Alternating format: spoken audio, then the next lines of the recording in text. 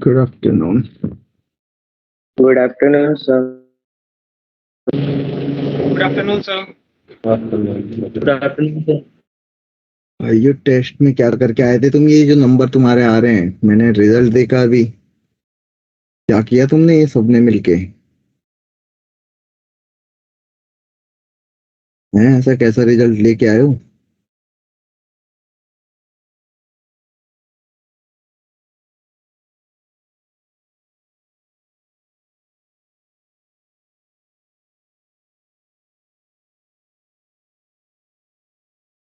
बताओ भाई। पेपर तो इजी सा Good था। afternoon, sir. Good afternoon.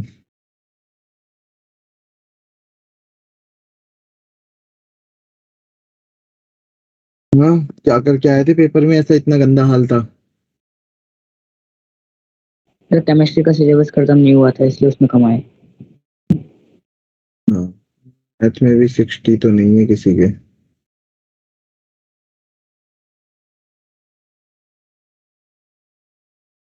कितना बचा था, मतलब उसमें से कितने क्वेश्चन आए थे इतने जो नहीं हुआ उस पार्ट में? सर 3 थे।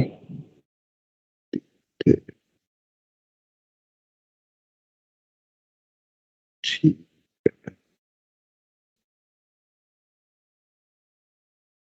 बाकी बाकी भी यार, मतलब कोई ऐसा खास रिजल्ट है नहीं। करण का आया है रिजल्ट। करण का कुछ अनएक्सपेक्टेड ही है, पहले कभी देखा नहीं इसका रिजल्ट। ये अनएक्सपेक्टेड रिजल्ट है। उसके बाद में वही तोमर का था। चल, वो केमिस्ट्री रिजल्ट की वजह से हो गया। चल, और किसका है? फिर कोमल का है। नहीं नहीं, वो तो जसजीत मैथ में कम है काफी मार्क्स। हर्षित। फिर उसके बाद पलक। पलक के फिजिक्स में बहुत कम है। फिर पोरिया। पोरिया तो क्या करके आया भाई, ये बता। सर स्प्रेड बहुत कम है। अरे कम क्या हो गई, ये नंबर है क्या? और हाँ सर, गणेश। मैंने टेस्ट लगा जो कोर्स में चला था उसमें। गणेश क्या भाई, क्या नंबर लेके आए हो ये? तो वो लास्ट में आधे घंटे का पेपर मतलब मैच का सबमिट हो गया अपने आप। तो तो थोड़ा मैच कर लिया, फिजिक्स का बाकियों भी में छूट गया था। तो मैथ में तेरे कौन से नंबर आए? 34 ही आए पूरा करके भी।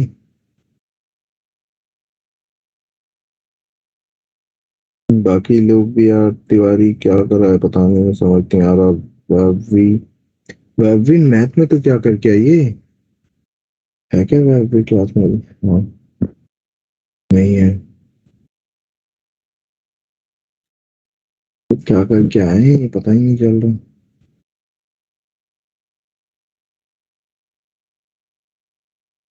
और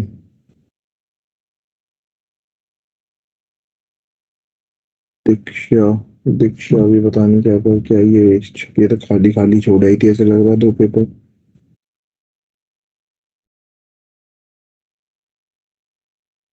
समझ नहीं आ रहा मुझे सिस्टम की चल क्या रहा है इस टाइम यार ये।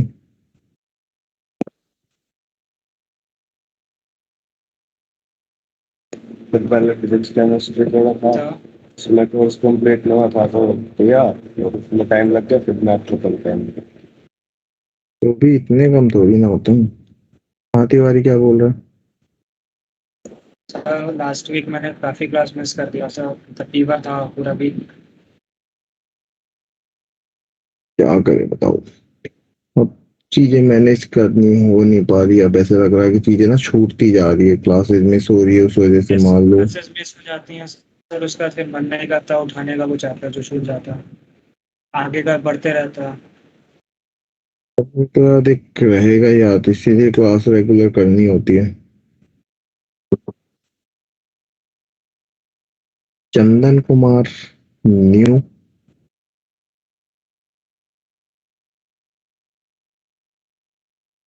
चंदन आपने अभी ज्वाइन किया है?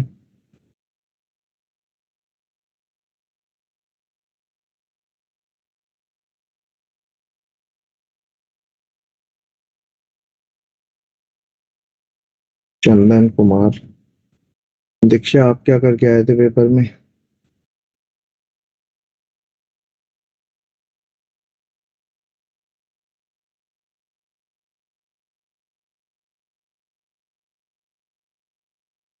क्या चल रहा है मुझे समझ ही नहीं आ रहा। आजकल क्लास में भी लोग एक्टिव नहीं है, क्लास में भी नहीं आ रहे हैं वो लोग, ज्यादा लोग।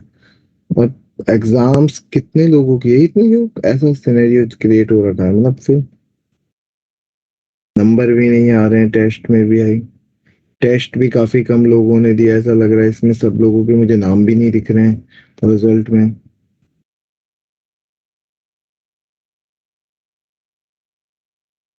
क्यों? यार 7 से मेरे को करण दिख रहा है, करण का नाम आ रहा है। करण को मैं क्लास में रेयर कभी देखता हूँ। इतने नंबर आए कहाँ से मुझे ये नहीं पता करण के। उसके अलावा अगर जाए तो बाकी लोग चलो जाने पहचाने से हैं।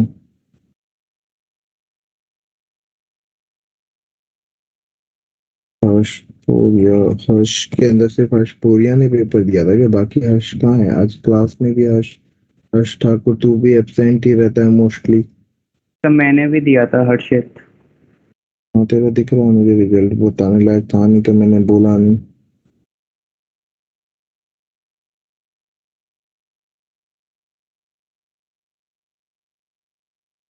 एवरेज था इसलिए ना बुरा था ना अच्छा था। तीनों सब्जेक्ट इक्वल सही थे, जिनके मुझे किसी एक सब्जेक्ट में ज्यादा डिफरेंस दिख रहा। आशुतोष तू क्या करके आया था ये पेपर में? कहाँ गया आशुतोष? क्या करके आया था ये पेपर में?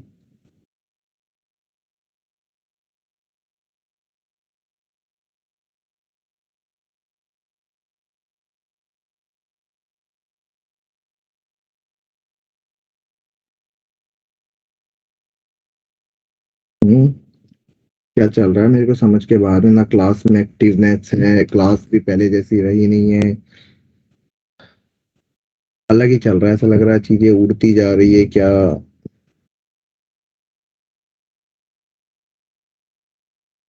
बताओ भाइयों, क्या क्या चल रहा है, क्या दिक्कत आ रही है? चलो बढ़ता हूँ मैं यार, आगे पढ़ाते। लास्ट क्लास में चंदन आप न्यू हो, मतलब किसी और बैच से आया है, ट्रांसफर लिया आपने?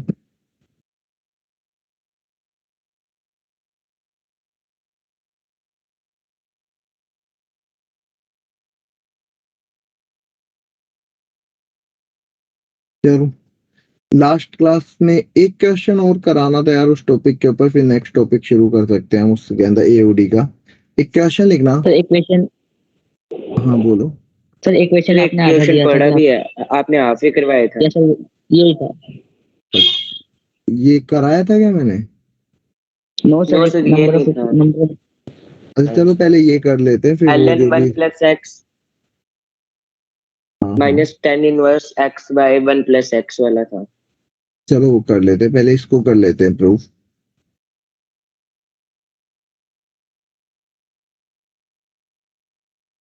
इसको अगर ऐसी इनइक्वलिटीज प्रूव करने को आती है तो कैसे करते हैं, फिर जो आप बोल रहे हो देख लेंगे।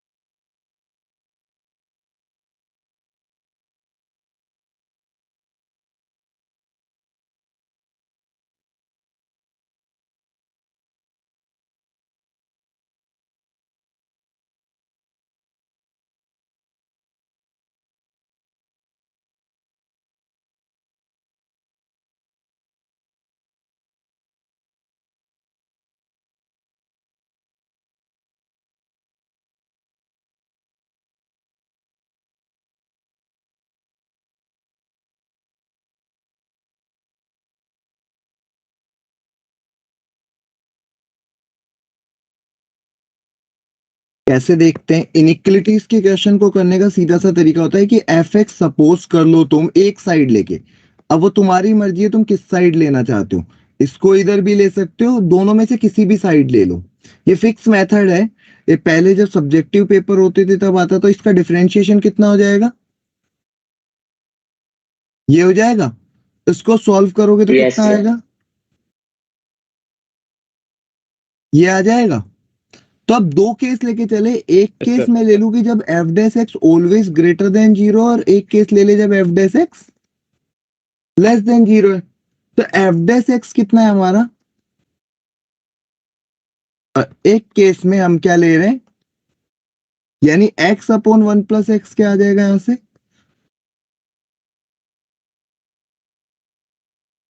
इसको सॉल्व करके आंसर दे सकते हो ना, इस इनइक्वलिटी को सॉल्व करोगे -1 और जीरो के ऊपर प्लस माइनस प्लस, तो इसका आंसर तो कितना आ जाएगा -1 से, और इसका आंसर आ जाएगा -∞ to -1 union 0 to infinity. But ये वाला जीरो तो से ले नहीं सकते, ये तो ले नहीं सकते क्योंकि log can not be negative, यहां से हमें पता है ना log के अंदर जो लिखा है 1 प्लस एक्स को पॉजिटिव होना पड़ेगा। तो अगर x को 0 से इंफिनिटी के बीच में ले रहा हूं तो एफ डैश एक्स क्या आ रहा है? ये आ रहा है।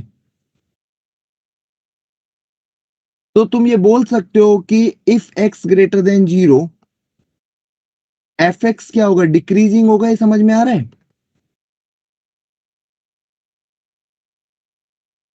Yes sir. F of zero की वैल्यू निकाल के बताना कितनी आएगी, एफ ऑफ जीरो की वैल्यू कितनी आ रही है यहां से? 0। अगर एफ ऑफ जीरो जीरो है, जीरो के ऊपर जीरो है, उससे आगे बढ़ेंगे तो डिक्रीज ही होगा। तो यस तुम सर। ये बोल सकते हो एफ ऑफ एक्स जो होगा वो लेस देन जीरो होगा when x greater than zero, या फिर एफ ऑफ जीरो बोल दो, इस तरीके से बोल लो भी। Yes sir. डिक्रीजिंग फंक्शन की कंडीशन यही होती है। और लेस देन जीरो मतलब एफ यस एक्स सर। क्या है? तो l n one plus x क्या आ जाएगा? लेस देन एक्स आ जाएगा।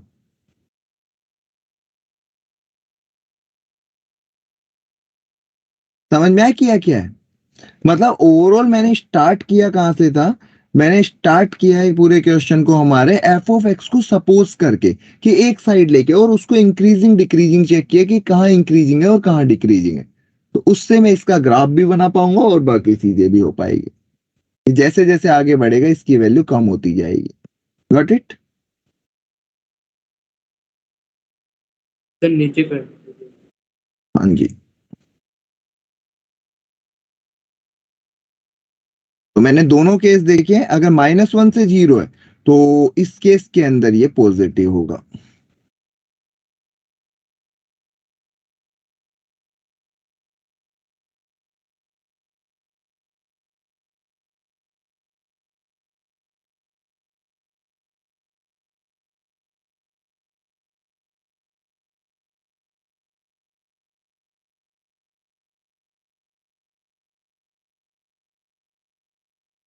सर हाँ जी।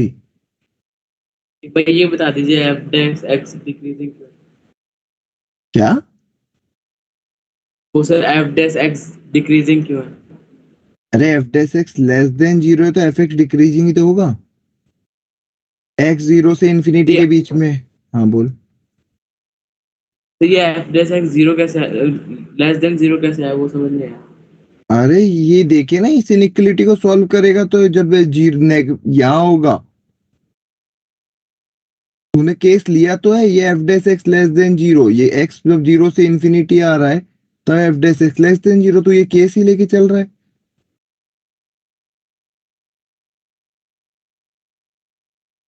Yes sir. F dash x निकाला, एफ डैश एक्स को लेस देन जीरो करा है मैंने डिक्रीजिंग के लिए, तो देखा उस केस में एक्स जीरो से इंफिनिटी आ रहा है, तो अगर एक्स जीरो से इंफिनिटी तो F dash x less than zero है, और उसके बाद में डिक्रीजिंग फंक्शन काउंट हो जाएगा।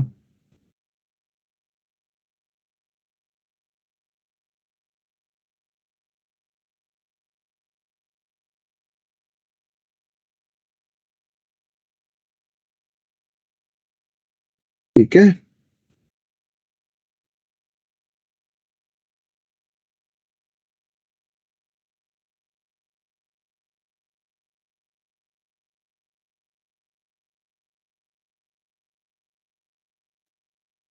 गया है क्वेश्चन?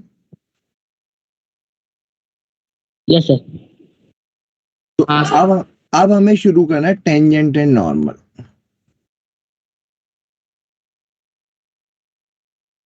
दूसरा चैप्टर हमारा उसका एओडी का आता है टेंजेंट एंड नॉर्मल। वो क्वेश्चन लास्ट में देख लेंगे यार, एंड टाइम पे है ना, बिल्कुल, क्योंकि ज्यादा देर नहीं पढ़ाना, इसको खत्म करके वो क्वेश्चन देख लेंगे। टेंजेंट एंड नॉर्मल देखने का सबसे अच्छा तरीका है, क्योंकि काफी हद तक आप लोगों का जितना भी, देखो आपने ना कोऑर्डिनेट में टेंजेंट और नॉर्मल पढ़ा होता है ना, जैसे कि पैराबोला का, एलिप्स का, सर्कल का। अगर वो वहां का नहीं भी आता तो हम यहाँ से भी काम चला लेते हैं, क्योंकि बेसिकली होता क्या है कि तुमसे बोले इक्वेशन ऑफ टेंजेंट, यही बोलेगा। अब जैसे एक कर्व दे रखा है, सोचो एक ये अजीबोगरीब कोई कर्व बना के उसने दे दिया, जिसके ऊपर ये टेंजेंट मैं बना रहा हूँ और ये कर्व है। ये मान लो एफ ऑफ एक्स का कर्व है और इसके ऊपर ये कोई पॉइंट है x1, y1। अब तुम ये बोलोगे कि इसके ऊपर ये टेंजेंट होगी, अगर इसका स्लोप तुम्हें पता हो तो ये tan थीटा ही होगा। Yes sir. तो टेंजेंट की इक्वेशन क्या होती है? y minus y one equal to m. M क्या होगा? उस पॉइंट के ऊपर dy by d x at x1, y1। और x माइनस x1, यही तो एक इक्वेशन होती है स्ट्रेट लाइन की। स्ट्रेट लाइन की इक्वेशन पता है ना क्या होती है? y minus y one equal to m x minus x1। Yes sir. Yes sir. तो यही तो हमारी इक्वेशन हो जाएगी टेंजेंट की, कि मतलब पूरे के पूरे चैप्टर में क्या है, किसी पॉइंट पे अगर टेंजेंट निकालनी हो मुझे, तो मुझे बेसिकली उस पॉइंट के ऊपर स्लोप लिख देना है बस। और स्लोप तुम्हें पता है क्या होता है? dy बाई डी एक्स, यही होगा। Yes sir. अब तुमसे बोले equation Yes, of sir. Normal बताओ। अब तुम्हें पता है टेंजेंट और नॉर्मल की एक खास बात क्या होती है? दोनों परपेंडिकुलर होते हैं। Yes sir. तो तुम ये बोल सकते हो m tangent into m normal equal to -1 होगा। Yes sir. हाँ सर। तो एम नॉर्मल क्या हो जाएगा? -1 upon dy by d x. मतलब एम नॉर्मल की Yes, sir. वैल्यू माइनस का dx बाई dy हो जाएगी। Yes sir. At point x1, y1 x minus x1, ये बोल सकता हूं मैं इक्वेशन ऑफ नॉर्मल। कोई बड़ी बात है इसको समझना?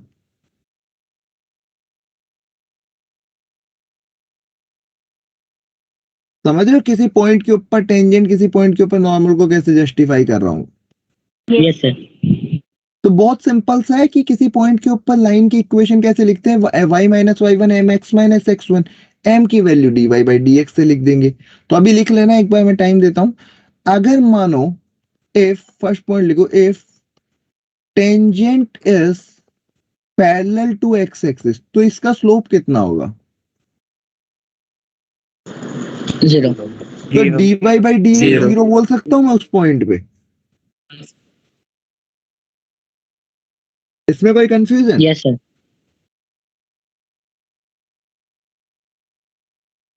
अगर पैरेलल टू वाई एक्सिस से टेंजेंट, तो स्लोप कितना होगा? एंगल 90 डिग्री, मतलब dy बाई डी एक्स 1/0 बोल दो, One. इंफिनिटी मतलब 1/0।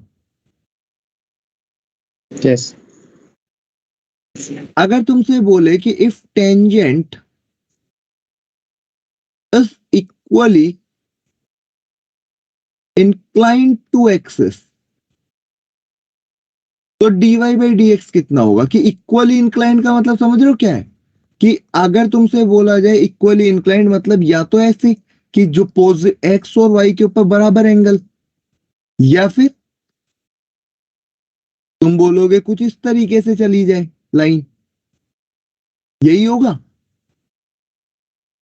अब देखो ये दोनों अगर इक्वल है तो थीटा कितना होगा? 45 या तो डिग्री। 135 या 45। तो answer Yes, plus sir. Minus 1 के इक्वल आ जाना चाहिए। Yes. और लास्ट पॉइंट अगर तुमसे बोले इफ टेंजेंट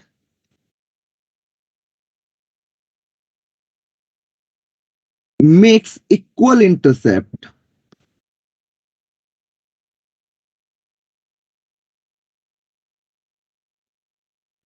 ऑन एक्सेस, तो dy बाई डी एक्स कितना होगा? इक्वल इंटरसेप्ट का मतलब कि साइन के साथ की बात कर रहा है, या तो दोनों के अंदर पॉजिटिव है या फिर दोनों के अंदर नेगेटिव इक्वली ये मिल रहा है। तो क्या होगा? इसका स्लोप कितना दिख रहा है? 1। -1, 135 डिग्री एंगल है। Yes sir, -1। तो 10 135 सेकंड क्वाड्रेंट में नेगेटिव होगा, 90 से ज्यादा है, देखो एंगल, समझ में आ रहा है?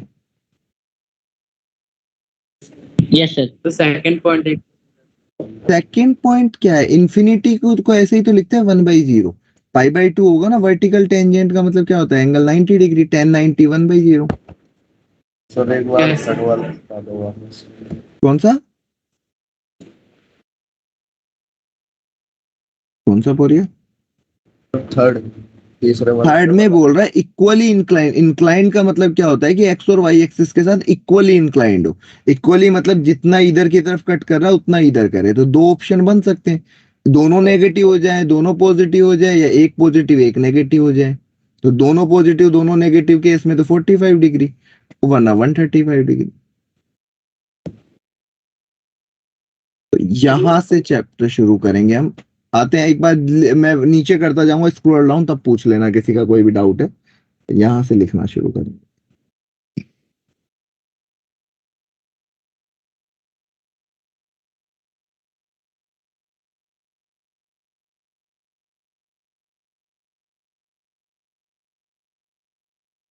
क्वेश्चन देखेंगे इस पे हम हर तरह के जो भी होते हैं।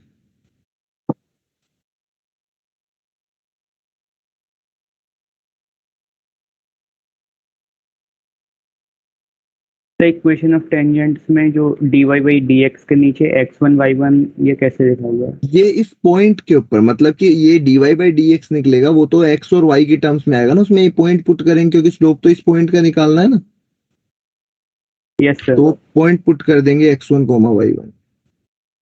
Okay sir.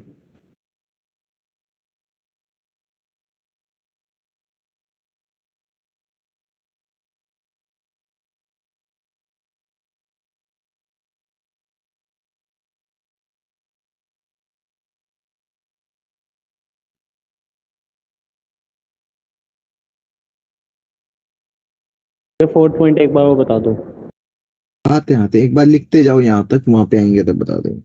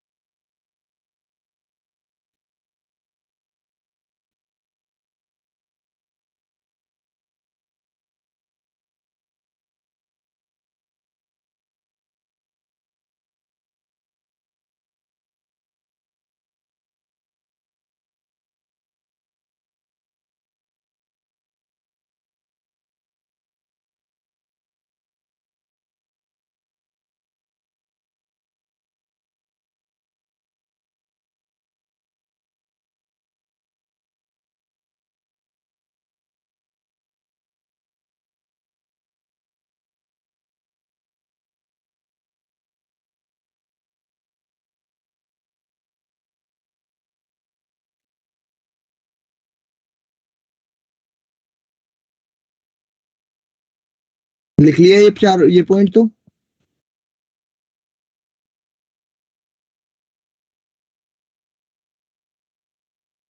Yes sir.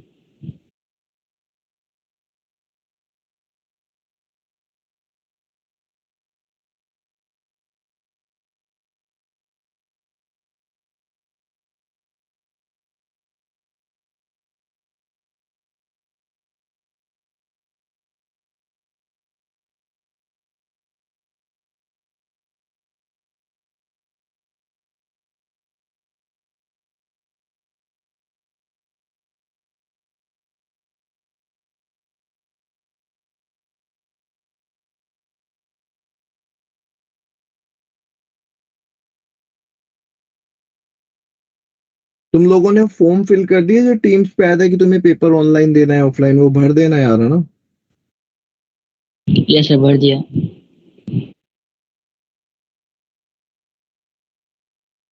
Fourth point ये बोल रहा है यार कि इक्वल इंटरसेप्ट, इंटरसेप्ट पता है क्या होता है, एक्स, कोई लाइन एक्स एक्सिस और वाई एक्सिस के साथ कितना, ये इंटरसेप्ट, तो या तो दोनों पॉजिटिव होंगे, इक्वल का मतलब है कि साइन के साथ इक्वल, या दोनों के दोनों नेगेटिव हो, ये मैं बोलना चाहता हूं। तो जब इस तरह की कंडीशन आएगी तो एंगल दोनों केस में देख 90 से ज्यादा बन रहा है और डिस्टेंस सेम है, तो 45 की फॉर्म में बनेगा, मतलब कि 180 - 45। तो दोनों बार -1 आ जाएगा। सर नहीं आया समझ। थर्ड और fourth लगभग सेम है ना? थर्ड के अंदर इक्वली इंक्लाइंड बोल रहा है, यहाँ पे पॉजिटिव और नेगेटिव मैटर नहीं करेगा, जबकि इंटरसेप्ट के अंदर वो भी मैटर करेगा साइन, कि पॉजिटिव दोनों पॉजिटिव है या दोनों नेगेटिव है। इक्वल मतलब जैसे 2 = 2 है, -2 = -2 है, बट इंक्लाइंड के केस में 2 एंड -2 में कोई डिफरेंस नहीं है, क्योंकि इंक्लाइंड सेम होना चाहिए वो। सर 4th पॉइंट किसी क्वेश्चन से बता देना। 4th पॉइंट ठीक है। सर अरे आई नहीं आ रहा, क्वेश्चन समझ नहीं आ रहा। क्या सर ये समझ नहीं आ रहा मतलब 4th पॉइंट। इंक्लाइंड, तुझे इंटरसेप्ट पता है? इंटरसेप्ट क्या होता है? Yes sir. क्या होता है?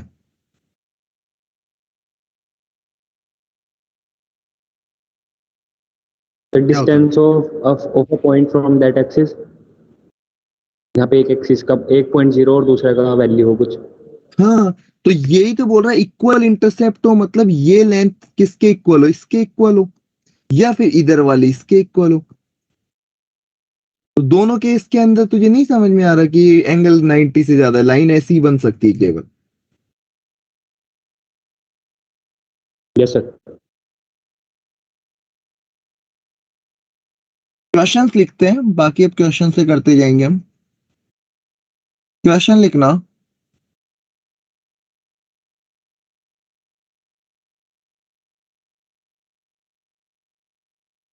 Find the equation of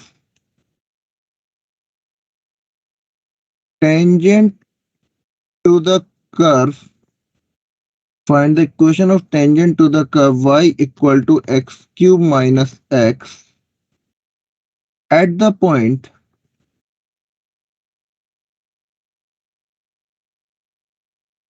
where tangent are parallel to x-axis।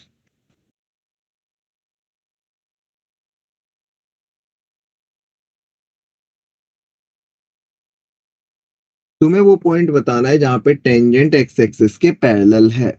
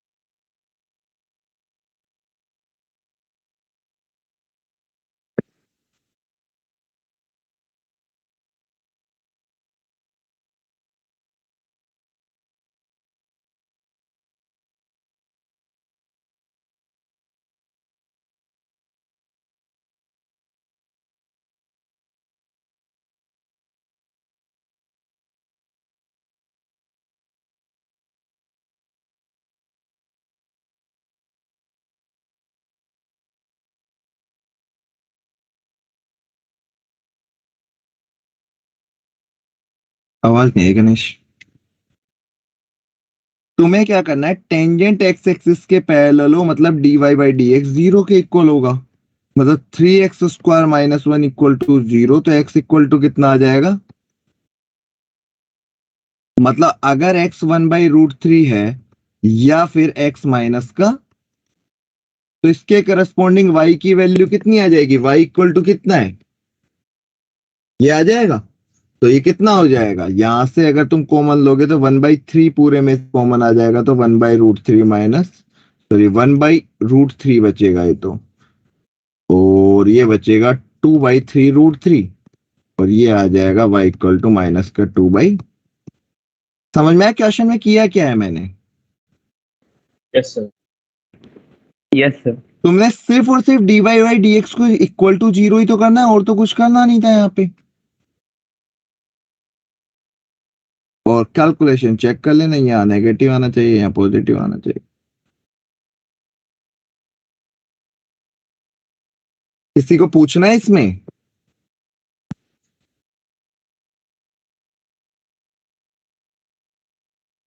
तुम्हें बोला है tangent are parallel to x axis, मतलब dy/dx को 0 के इक्वल करना, बहुत सिंपल सा फंडा है। नेक्स्ट क्वेश्चन लिखना, find the equation of normal to the curve y equal to mod of x square minus mod x at x equal to -2। तो बिना मोड हटाए तो तुम कुछ कर नहीं पाओगे, तो पहले मोड हटाओ फिर डिफरेंशिएट करके x तुम्हें दे रखा है तो y निकल जाएगा इसके ऊपर। जो भी तुम्हें समझ में आ रहा है एक बार करो फिर बात करें। तो ऊपर वाले क्वेश्चन में भी इक्वेशन भी निकालेंगे ना? नहीं, इक्वेशन बोला ही नहीं उसने, बोला है अच्छा इक्वेशन भी पूछी है यार इसने। y माइनस y1 कितना हो जाएगा, एक बार ये ले लेंगे तो 2/3√3 और m तो कितना आ गया है 0, x माइनस x1 है ना, तो m तो क्योंकि 0 है ही ना, यानी कि जो भी आंसर आने वाला है इसके करस्पॉन्डिंग तो कितना आ जाएगा y इक्वल टू 2/3√3। क्या स्क्रीन फ्रीज है। स्क्रीन फ्रीज है, एक सेकेंड। मतलब तुम्हें इक्वेशन लिखनी है जिसका स्लोप 0 है, वो क्या होगी y minus y1 equal to 0 into x minus x1। तो आंसर कितना आ जाएगा, y इक्वल टू y1 तुम्हारा आंसर हो जाएगा। तो इसका आंसर तो कितना हो जाएगा, Yes. y equal to y1 मतलब ये हो जाएगा 3√3, और इसका इक्वेशन कितनी हो जाएगी, इसकी इक्वेशन हो जाएगी y इक्वल टू, ये दो आंसर हो जाएंगे। ठीक है, यस अगला देखो।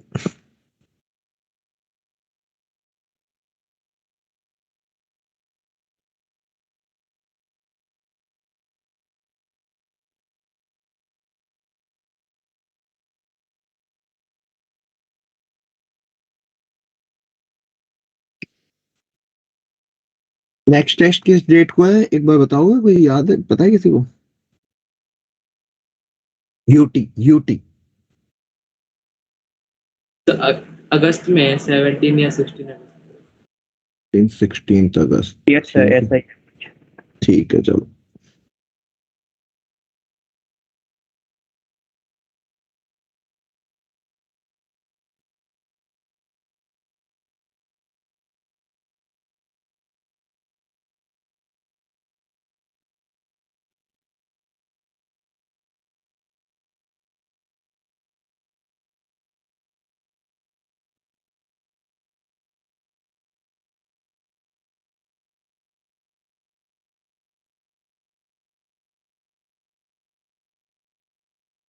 पहले मोड हटाना, x अगर नेगेटिव है तो पहले तो अंदर वाला मोड हटेगा।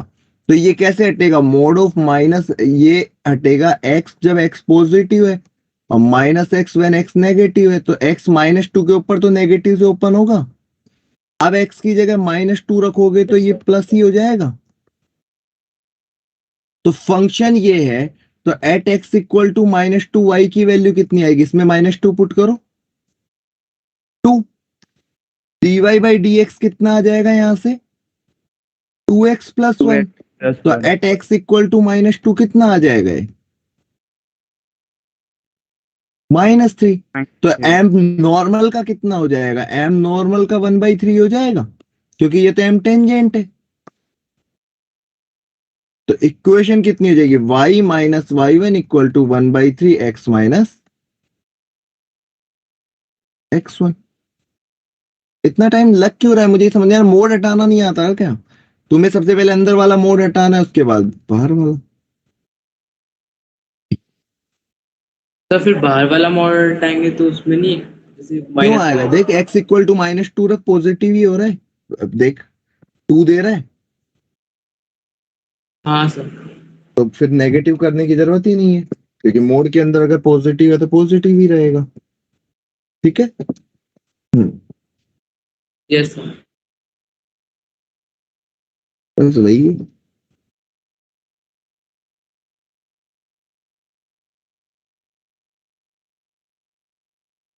समझ में आ गया क्वेश्चन क्या था? Yes sir. सर नोट नहीं किया। पर कर क्यों नहीं पा रहे हो खुद से? मुझे ये समझ नहीं आ रहा। ऐसा तो कुछ टफ है भी नहीं है, तो चैप्टर इजी सा चैप्टर है। dy बाई डी एक्स लिखना है और y minus y one equal to m x minus x.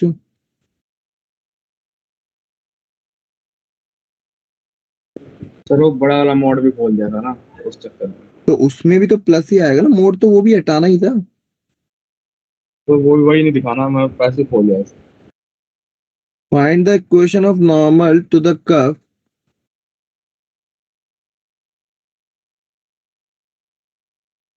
where which find the equation of tangent which is parallel to the line which is parallel to the line y equal to which is parallel to the line sorry x plus 14y plus 2 equal to 0 इसके parallel normal. तो जो समझ में आ रहा है करो।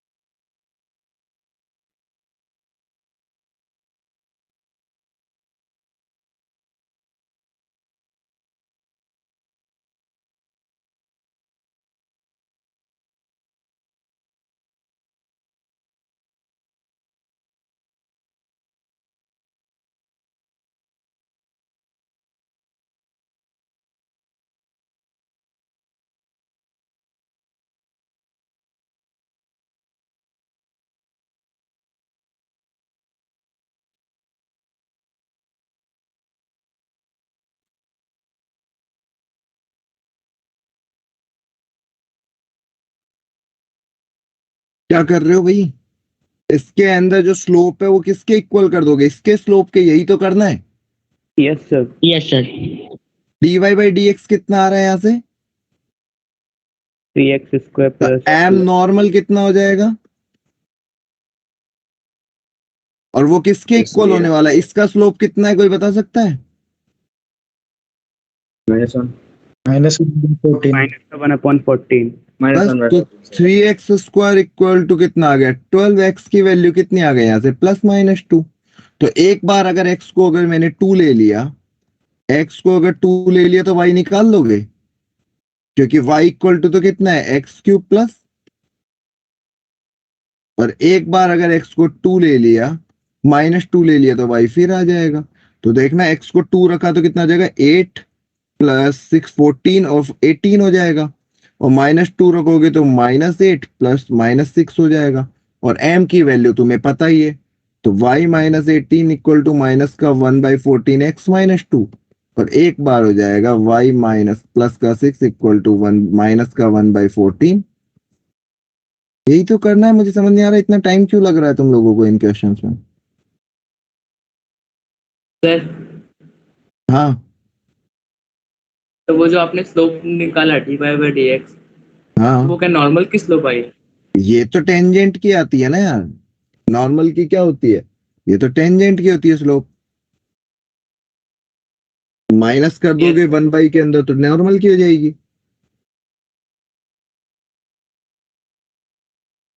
Question में ऐसे दे रखा है ना कि नॉर्मल इस कर्व के ऊपर जो पैरेलल है किसके? इसके।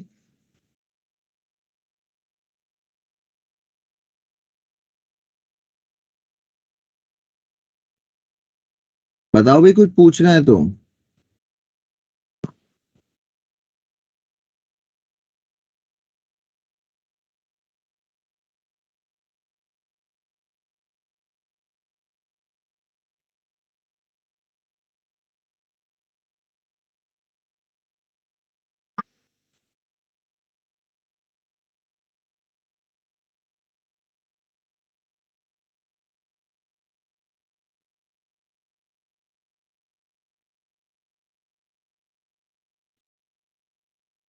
नेक्स्ट क्वेश्चन देखो।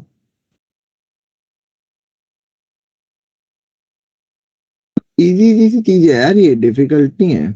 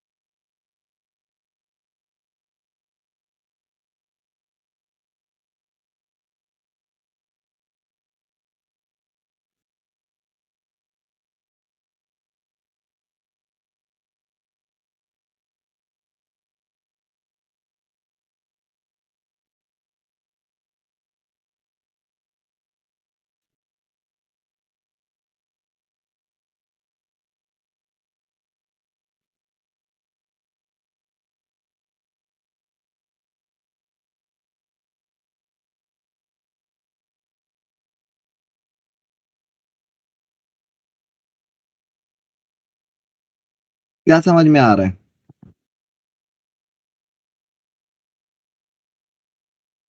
एक तो तुम्हें ये समझ में आना तो चाहिए कि 2,3 इस कर्व के ऊपर लाई कर रहा होगा। Yes sir. मतलब यहां से लिख सकते हो 3 इक्वल टू 8a+b।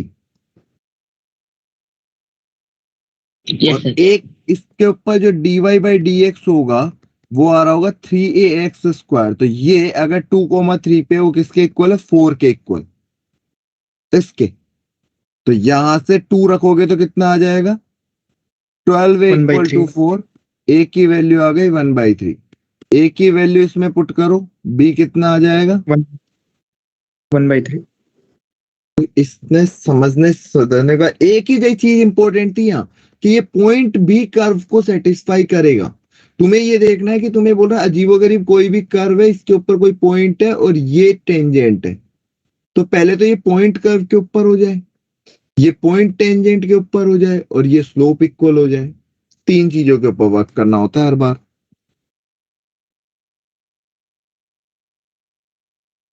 समझ पा रहे हो क्वेश्चन? मतलब इसके अंदर तुम्हें पैराबोला इलिप्स हाइपरबोला पढ़ने की जरूरत ही नहीं है अलग से।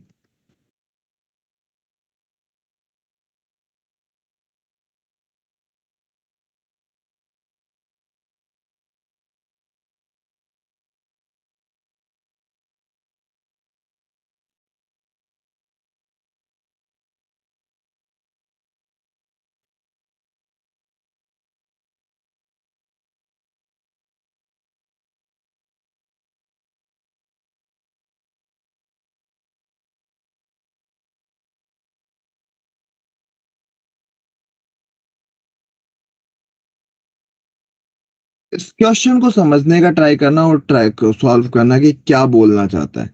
कि किसी पॉइंट के ऊपर टेंजेंट अगर ऐसे लाइक कर लिए, जो भी, अभी एक बार तुम सोचो फिर बाद में बात।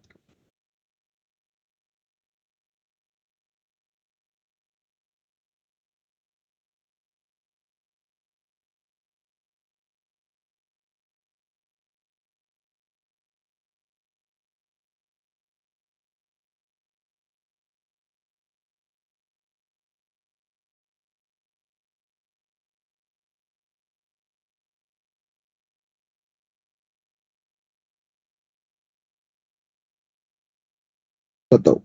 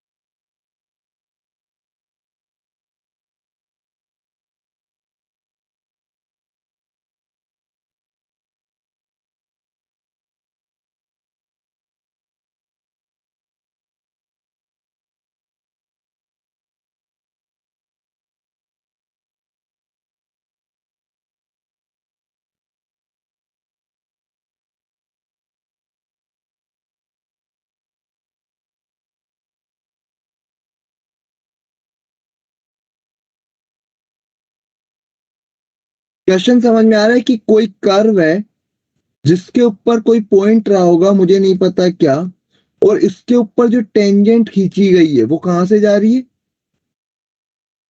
ओरिजिन। ओरिजिन। ये कहानी है। तो पहली चीज तो x1 कोमा y1 जो होगा वो कर्व के ऊपर लाई करेगा, तो ये बोल सकते हैं y1 equal to 4x1 cube minus 2x1 raised to power 5। हाँ सर। और अगर मैं यहां से dy बाई dx निकालना चाहूं तो कितना आएगा? 12x square minus 10x। तो इक्वेशन ऑफ टेंजेंट कितनी हो जाएगी? वो ये हो पूरा आएगा। जाएगी क्या? हाँ 4 आया ना पावर में। हाँ, ये हो जाएगी m x1 और y1 हो जाएगा यहाँ पे x, ये हो जाएगी equation of tangent. Yes sir. Yes sir. और ये कहां से पास कर रही है? 0,0। 0,0। तो y1 की वैल्यू कितनी आ जाएगी? यहां से देखोगे 12x1 raised to power 3 minus 10x1 raised to power 5। ये मेरी इक्वेशन 2 हो जानी चाहिए। एक इक्वेशन ये और एक इक्वेशन ये है। तो यहां से y1 को इक्वेट करके x1 की वैल्यू निकाल लोगे। Yes sir. और तो इसमें सेकंड वाला इंपॉर्टेंट पॉइंट, 5 हाँ जी बिल्कुल, इसमें इंपॉर्टेंट पॉइंट यही था कि पहले तो तुम्हें इस पॉइंट को सपोज करना है और कर्व में रखना है, और दूसरा इस पॉइंट पे टेंजेंट को ओरिजिन से पास करवाना है, बस। अब इसके अंदर ये पैराबोला हो, हाइपरबोला, इलिप्स हो, सर्कल हो, क्या फर्क पड़ रहा है? कुछ भी हो, हम डायरेक्ट कर सकते हैं हर क्वेश्चन।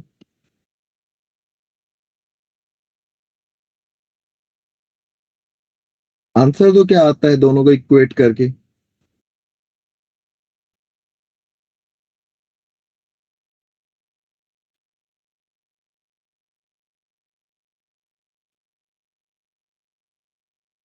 सर। हाँ जी, तो सेकंड वाली इक्वेशन कैसे आई? सेकेंड वाली इक्वेशन इसमें 0,0 पुट कर दिया एक्स और वाई की जगह,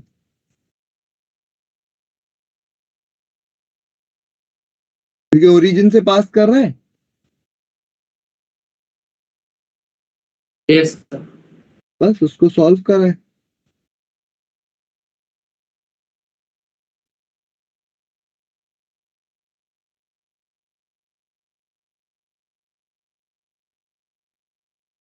तो इसके करस्पॉन्डिंग y1 निकाल लेंगे, या 0 आ जाएगा, या 2 आ जाएगा, या -2 आ जाएगा।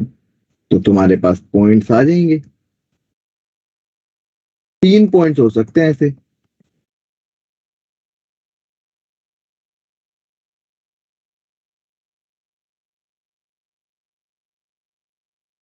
देखो, कोई कंफ्यूजन है तो पूछो, बस टाइप फिक्स है इसमें, क्वेश्चंस इससे ज्यादा टफ बनते ही नहीं है। अब डायरेक्ट देखो, इसमें टेंजेंट नॉर्मल के क्वेश्चन यहाँ से नहीं आते, इसमें पैराबोला इलिप्स के ही पूछे जा रहे हैं। पर तुम इस मेथड से भी कर सकते हो उसको। अगर तुम्हें मान लो पैराबोला की कंडीशन याद ना हो, टेंजेंट होने की क्या कंडीशन होती है, square m square plus b square, अगर वो याद नहीं है तो यहाँ से कर सकते हो। इलिप्स की कंडीशन जो है,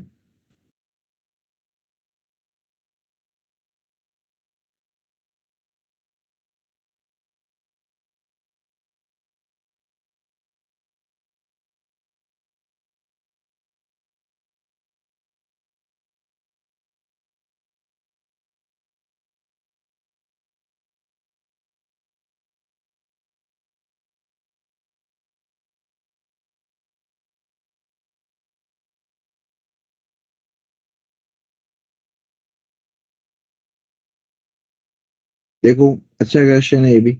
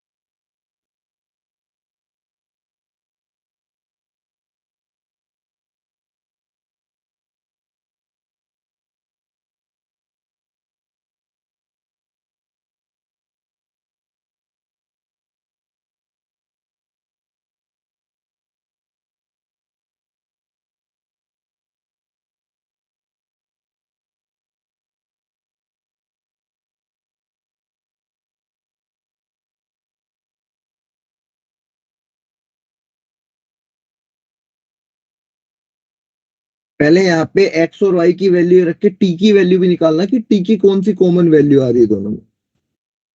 सोचो मतलब। और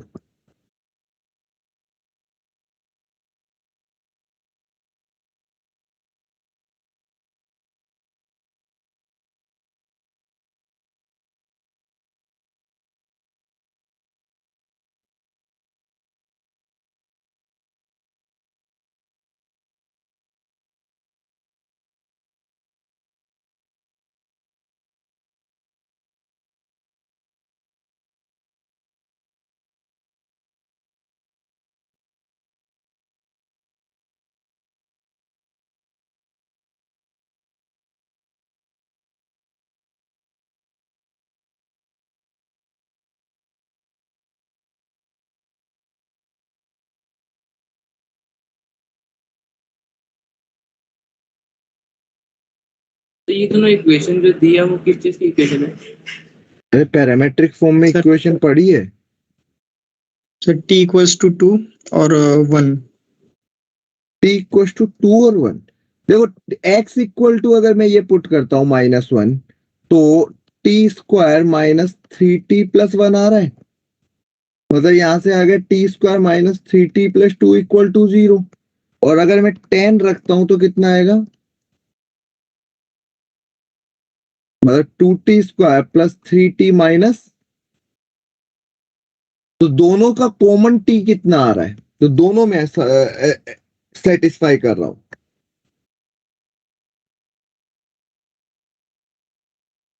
तो मतलब दोनों बताओ। चेक करने पड़ेंगे। ऑब्वियस ही बात है ना, दोनों को साइमल्टेनियसली सेटिस्फाई करना चाहिए ना यार, क्वेश्चन में जो भी है।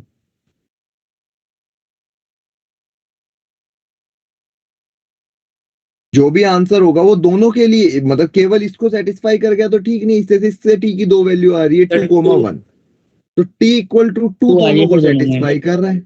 तो मतलब एक चीज तो समझ में आ गई, जो इक्वेशन ऑफ टेंजेंट होगी y minus 10 equal to m x plus 1। अब तुम्हें x निकालना है, बेसिकली m निकालना है। m क्या होगा, dy by 11। D x at t equal to 2। अब तुम इसके अंदर क्या dy बाई डी एक्स नहीं निकाल सकते हो, तो dy बाई डी एक्स कितना आ जाएगा, dx बाई डी टी करना, dy बाई डी टी कितना आ जाएगा 4t+3, और यहां से dx बाई डी टी आ जाएगा 2t माइनस 3। ये आ जाएगा। तो m की वैल्यू कितनी आ गई यहाँ से 11। तो y minus 10 equal to 11 x plus 1। क्या ही दिक्कत आ रही है, मुझे समझ नहीं आ रहा इतना। तुमने पैरामेट्रिक फॉर्म पूरा पढ़ रखा है, पैरामेट्रिक फॉर्म में डिफरेंशिएशन आता है तुम्हें।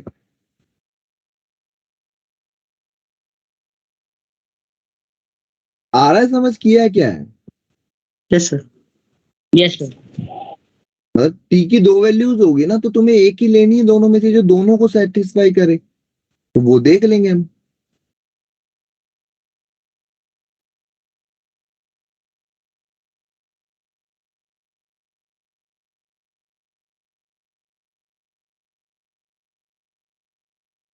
Find all the equation of tangent to the curve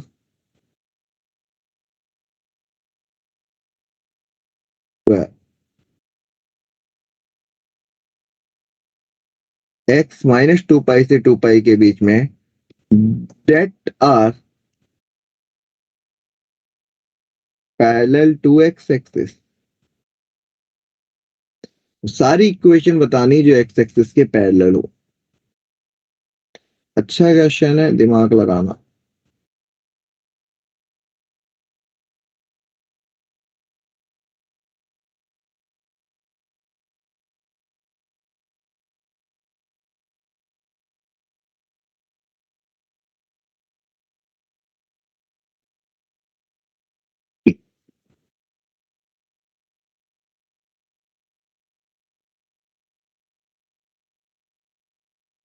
basically dy by d x 0 करना है।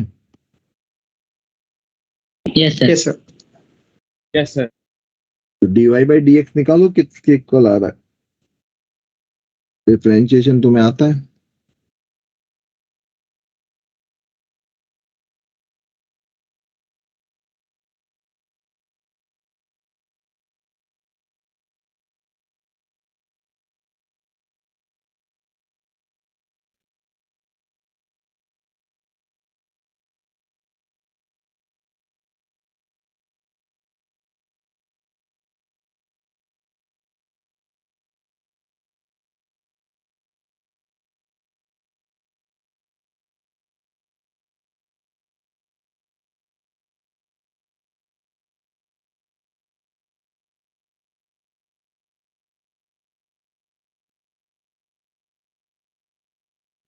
ऐसा आ रहा है, देखो मेरे तो।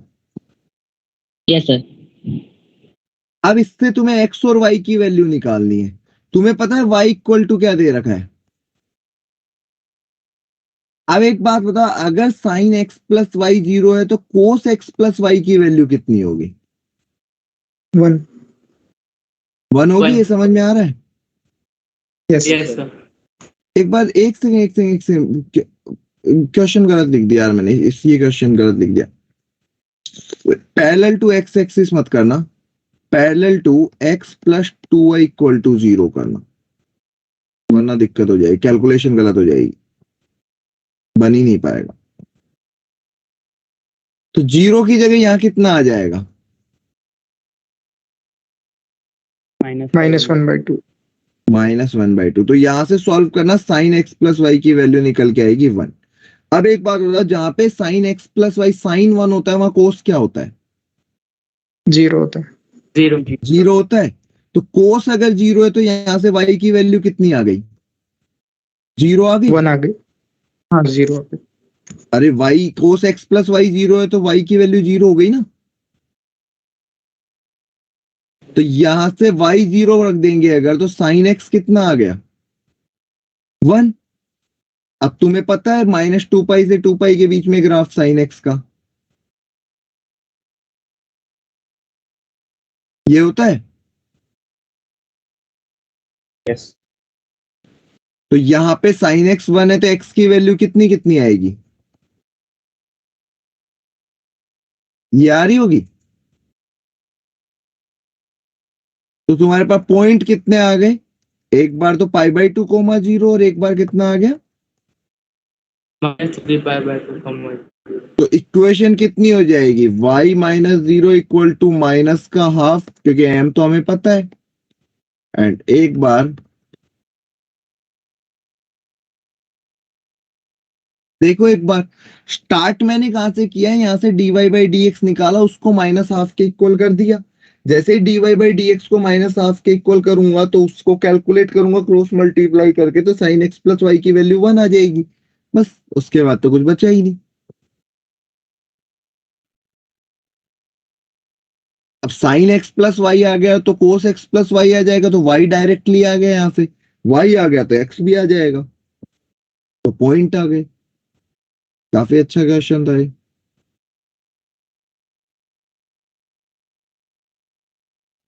आया कुछ समझ? Yes sir. Yes sir. Yes, sir. ठीक है, एक बार मुझे लग रहा है 1 नोट उड़ गया, दोबारा से 1 नोट उड़ गया, दोबारा शुरू करके देखते हैं।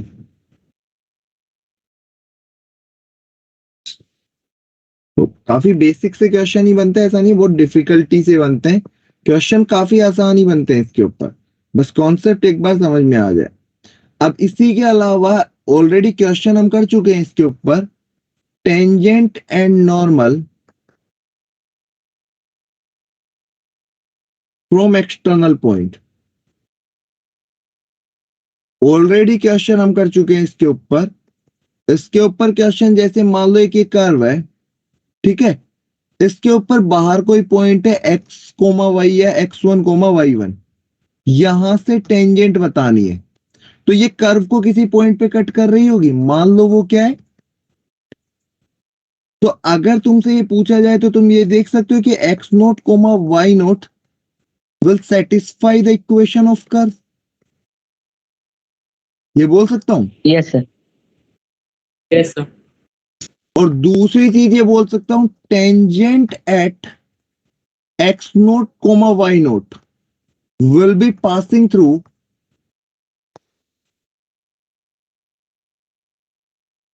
x1, y1, ये भी बोल सकता हूं। एंड पहला पॉइंट ये हो गया, दूसरा ये हो गया, और तीसरा सॉल्व इक्वेशन 1 एंड 2, 1 एंड 2 से जो जैसे कि ये जो क्वेश्चन किया था ना तुमने, ये वाला, ये उसी का ही तो क्वेश्चन है कि एक पॉइंट टेंजेंट है जो ओरिजिन से पास कर रही है ना।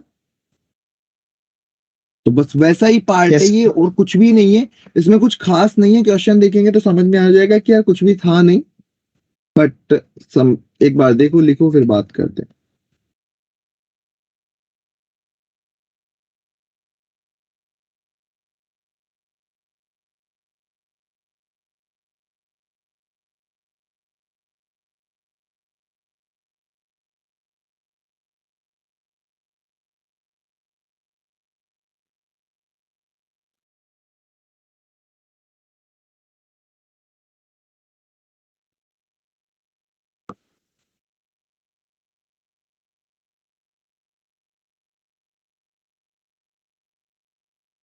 देखो ये एक पैराबोला है, x square equal to 4y, ये तो तुमने पढ़ा हुआ है। तो 1,2 से तुम्हें पता है पैराबोला के ऊपर टोटल कितने नॉर्मल, या एक होता है या 3 होता है, तो तुम्हें ये निकालना है। बट अब की बार आसानी से निकल जाएगा, क्योंकि तुम्हारे पास पैराबोला ऐसा है, कोई पॉइंट है 1,2, यहां से कितने नॉर्मल जा सकते हैं ये तुम्हें चेक करना है। 1 2 3 4 कितने जा सकते हैं, तो ये तुम्हें बताना है। तो लेट सपोज इक्वेशन नॉर्मल ये मान लिया तुमने, और ये किस पॉइंट के ऊपर जा रहा है, x0, y0 के ऊपर नॉर्मल है। तो अब शुरू कर दो।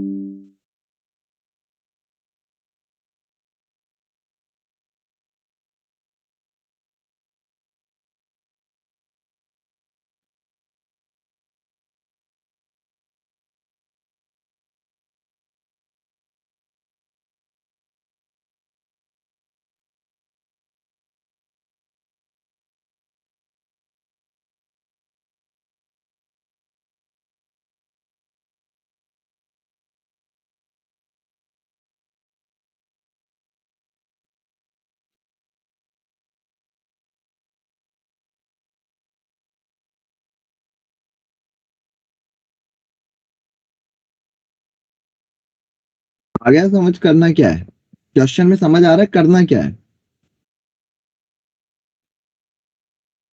नहीं सर, समझ नहीं आया इसमें। तुम्हें x0, y0 के ऊपर नॉर्मल लिखना है, जिसको बस इससे पास करा देना। एक इक्वेशन तो ये होगी x0 square equal to 4y0, और एक नॉर्मल लिखना है तुम्हें एट x0, y0, और उसको बाद में पास करा देना है 1,2 से। तो नॉर्मल एट तो कितना हो जाएगा, 2x equal to 4 dy by dx। तो dy बाई dx की वैल्यू कितनी आ जाएगी, x0 बाई 2। तो यहां से m नॉर्मल कितना आ जाएगा, तो नॉर्मल की इक्वेशन कितनी हो जाएगी, y minus y1 equal to x minus x1। ये, और ये कहां से पास कर रहा है, तो 2 minus y0 equal to -2 upon x0, 1 minus, ये एक इक्वेशन आ जाएगी, आएगी।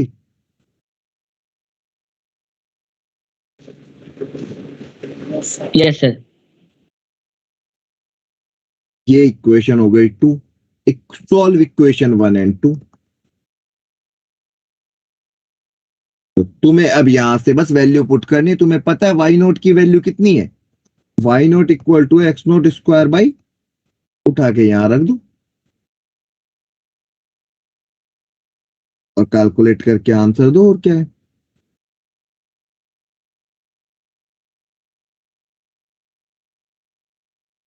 तो एक बार इसका आंसर वापस समझा देंगे। क्या समझाऊं, मुझे ये बता इसमें। सर आपने सबसे समझ नहीं आ रहा टीचर क्या है। तुझे क्वेश्चन क्या बोल रहा है, एक पैराबोला है, इसके ऊपर कोई पॉइंट है, यहां से कितने नॉर्मल ड्रॉ होंगे, ठीक है।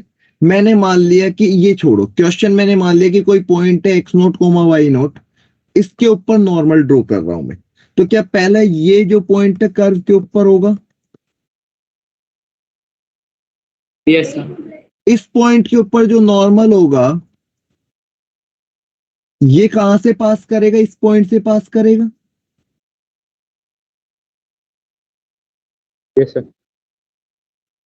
ये बोल सकता हूं, दिख रहा है क्लियरली ग्राफ से। तो इन दोनों को सॉल्व करना है, बस यही करना है। अब m नॉर्मल तुम लिख सकते हो ना यार, x square equal to 4y है, तो हाँ सर। यहां से -dx बाई dy लिखा है मैंने। तो यहाँ से x ये तो हो गया 2x नोट से, तो 2x नोट कट गया, माइनस से माइनस कट गया, या x नोट आ गया और ये x नोट स्क्वायर बाई 4 आ गया विच इज इक्वल टू 2, तो x नोट इक्वल टू आ गया 2। और तुम्हें पता है ये किसको सेटिस्फाई करेगा, कर्व को, तो y नोट कितना आ जाएगा, 1 आ जाएगा। तो तुम्हारे पास इक्वेशन ऑफ नॉर्मल कितनी आ गई, एक ही पॉइंट आया तुम्हारे पास, इक्वल टू m की वैल्यू कितनी आई थी, तुमने देखी थी -2/x नोट, कितना हो जाएगा,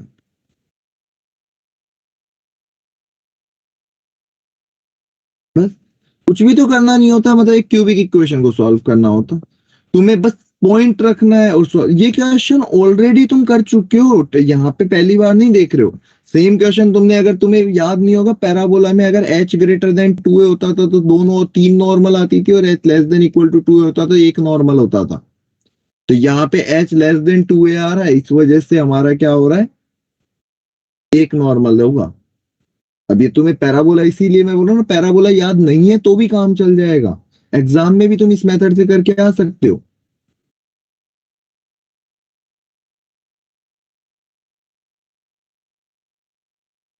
ठीक है, यस सर। तो एक बार मैंने अभी तक तुम्हें कुछ होमवर्क दिया है क्या इस एओडी का?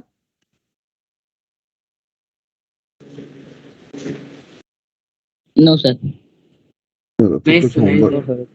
टारगेट से कुछ होमवर्क लिखना शुरू करते हैं, फिर उसके बाद में वो एक क्वेश्चन जो बच रहा है वो देखेंगे अभी हम, सिंपल सा हो गया। एक्सरसाइज 6.1, पहले तो क्वेश्चन नंबर 5, 6, 7, 8, 9, 10, ये तो एक्सरसाइज 6.1 का हो गया। 6.2 का 11 से लेके 18 तक, ठीक है। उसके बाद में असाइनमेंट, ये बहुत इजी चैप्टर है यार, ये एओडी, पता है अगर तुम्हें समझ में आने लग गया तो ये काफी इजी चैप्टर्स में से आता है, और अगर नहीं आया तो फिर तो थोड़ा डिफिकल्ट है। स्टेप 1 है हमारा पेज नंबर 143 पे, क्वेश्चन नंबर जो तुम कर सकते हो इंक्रीजिंग डिक्रीजिंग वाले देख लेता हूं मैं, 3, 4 और ये 5, ये 6, 3, 4, 5, 6, 3, 4, 5, 6, और ये इक्वल इंटरसेप्ट वाला हो गया 13, जो तुम बोल रहे थे ना एक एग्जांपल कराना चाहिए भी क्लास में कर लेना, और उससे पहले है 12,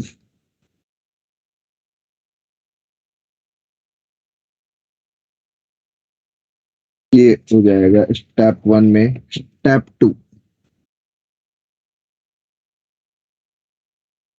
पेज नंबर ये बनेगा 147, क्वेश्चन नंबर, रेट चेंज अभी करा ही नहीं है मैंने, वो बाद में करा देंगे। 6, 7, 8, 9, 8 का रिजल्ट भी ध्यान रखना है यार, है ना, 8 को ध्यान ही रखना है, और 10, 8 का तो रिजल्ट भी हम ध्यान रखते हैं, ध्यान रखना। और आगे इधर से 11 to 20, ये तो तुम इधर से कर सकते हो। उसके आगे अभी प्रीवियस ईयर के अंदर तुम्हें ढूंढ के करने पड़ेंगे, अभी नहीं दे रहा मैं प्रीवियस ईयर के एक साथ ही देखेंगे अब हम, है ना, ज्यादा डिफिकल्ट नहीं है इसके अंदर, ये थोड़ा इजी चैप्टर पड़ेगा तुम लोगों के लिए, ठीक है। ये तो हुआ तुम्हारा होमवर्क। अब बताओ, एक लास्ट क्लास में एक क्वेश्चन चल रहा था जो हम छूट गया था, वो कौन सा था? एफ ऑफ एक्स क्या दे रखा था, या एफ ऑफ एक्स नहीं, क्वेश्चन था find the number of fruits, कुछ ऐसे था आई थिंक, है ना। Yes sir, number of solutions. Question ln 1 + x था, और आगे minus tan inverse of x upon 1 plus x equal to 0. तो इसको एफ ऑफ एक्स सपोज कर लिया था मैंने आई थिंक, है ना, यही किया था। और हमने कहा था एफ डेस एक्स निकालते हैं, एफ डेस एक्स कितना आएगा यहाँ पे, ये भी कर लिया था आई थिंक यहाँ तक, या ये नहीं करा था, ये इसको एफ ऑफ एक्स नहीं लिया था हमने, एफ ऑफ एक्स थोड़ा सा सिंप्लीफाई कर दिया था, मतलब इक्वल टू जीरो के सॉल्यूशन निकालना था, हमने कहा था थोड़ा सा इसको सिंप्लीफाई कर लेते हैं, तो हमने f of x I think इसके अंदर लिया था 1 plus x times l n 1 plus x minus tan inverse x, वो इसको एफ ऑफ एक्स ले लिया था ना। तो एफ डैश एक्स निकल के आया था l n 1 plus x plus 1 minus 1 upon 1 plus x square, यही आया था। Yes sir. अभी तक इसके बारे में हम कोई डिस्कशन नहीं करते कि ये पॉजिटिव है या नेगेटिव है, इसके बारे में अभी तक तो मैं कोई बात नहीं कर पाऊंगा, क्योंकि अगर मैं देखूं तो ये माइनस इंफिनिटी से इंफिनिटी के बीच में ये एक से छोटा है, तो ये दोनों ऑलवेज पॉजिटिव है, ये बोल सकता हूं मैं, है ना। मतलब एफ डैश एक्स के बारे में बात करूं तो ये दोनों तो ऑलवेज पॉजिटिव है, बट इसके साथ ये पॉजिटिव है या नेगेटिव है ये बात नहीं कर पाएंगे हम, है ना। अब कि ये तो पॉजिटिव है बट बड़ा होगा छोटा होगा 1 से कितना होगा ये नहीं बात कर पाएंगे। तो मैंने कहा कि मैं एक बार करता हूँ एफ डबल डैश एक्स निकालने का ट्राई करता हूँ। एफ डबल डैश एक्स मैंने निकाला था, ये आ रहा था और यहां से आ रहा था 2x अपॉन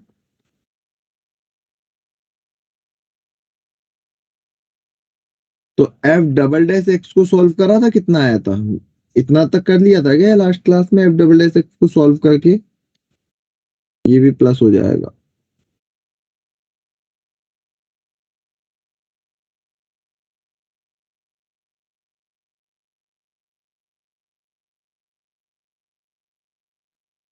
ये F double dash x solve होके आ रहा होगा, इसको और कैलकुलेट कर सकते हैं हम।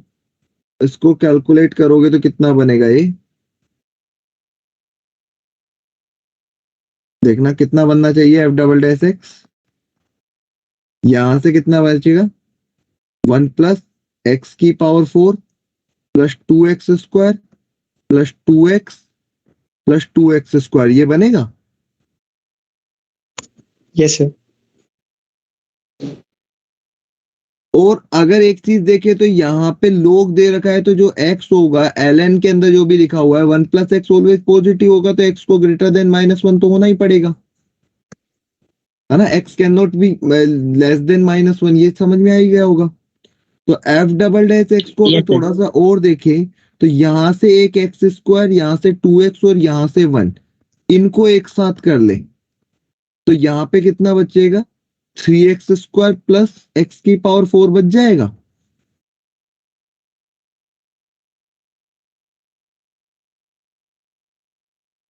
तो अगर थोड़ा सा इसको ढंग से देख रहे हो तो ये बन रहा है 1 प्लस एक्स का whole square upon 1 plus x into, और अगर x 1 प्लस एक्स पॉजिटिव है तो ये ऑलवेज पॉजिटिव होगा। Yes sir. ये बात बोल सकता हूं मैं। Yes sir.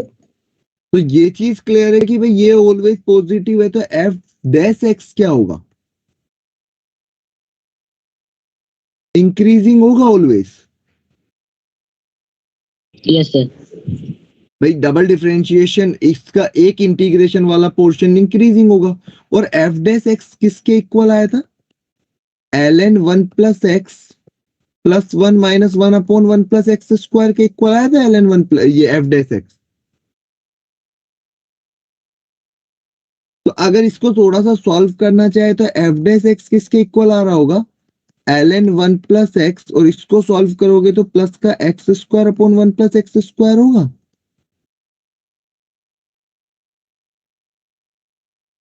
ये क्लियर है। Yes sir. Yes sir. अब एक चीज ये कंफर्म है कि ये वाली चीज तो ऑलवेज पॉजिटिव है। Yes sir. है ना। इस वाले को देख लेते हैं। अब इस वाले के अंदर अगर if x is greater than 0, अगर x पॉजिटिव होता सोचो तो ये ln के अंदर 1 से बड़ा हो जाएगा, 1 से बड़ा पॉजिटिव हो जाएगा। Yes sir. Yes sir. भाई लोग के अंदर 1 से बड़ा पॉजिटिव और ये भी पॉजिटिव, मतलब F dash x greater than 0 हो जाएगा। और इफ x -1 से 0 के बीच में होता, इवन 0 के ऊपर भी ये 0 और ये 0, तो 0 दे रहा होगा, कोई दिक्कत नहीं है। -1 से 0 के बीच में होता तो क्या कंडीशन होती, ये तो नेगेटिव होता, और ये पॉजिटिव होता। Yes sir. अब इसके अंदर ये देखना है कि भाई कौन सा, मतलब कि एफ जीरो के करस्पॉन्डिंग तो समझ में आ रहा है कि जीरो से बड़े पे तो इंक्रीजिंग आ गया। अच्छा नहीं नहीं sorry, F dash x increasing है ये भी पता है तुम्हें, है ना। एफ डैश एक्स अगर इंक्रीजिंग है और एफ ऑफ जीरो की वैल्यू निकालना एक बार कितनी आ रही है, एफ डैश जीरो की वैल्यू 0 आ रही है। 0 आ रही है और इंक्रीजिंग फंक्शन है, तो अगर x 0 से बड़ा है तो एफ डैश एक्स क्या होगा, अगर f 0 से बड़ा है तो F dash x greater than F dash 0 हो जाएगा। Yes sir. मतलब तुम ये बोल सकते हो कि F dash x always positive आएगा। और अगर x लेस देन 0 है तो एफ डैश एक्स तो इंक्रीजिंग ही है अभी भी, ये आ जाएगा। मतलब इस केस के अंदर Yes, sir. -1 से 0 के बीच में एफ डैश एक्स क्या आ रहा है, लेस देन 0।